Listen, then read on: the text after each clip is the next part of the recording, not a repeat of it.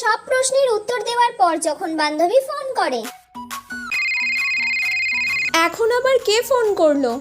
ও Shreya. Hello, কি রে, কেমন হলো রে পরীক্ষা? হ্যাঁ, প্রশ্ন তো একদম সোজা ছিল, আমি তো সবই পেরেছি।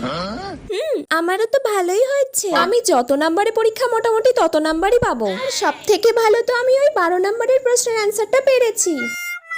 হ্যাঁ, 12 নাম্বারের প্রশ্ন কোথায় ছিল? হ্যাঁ, কোয়েশ্চেনের একদম লাস্ট পেজে ওই 12 নম্বরের কোয়েশ্চেনটাই তো ছিল। কই দেখি। হ্যাঁ, ছিল তো।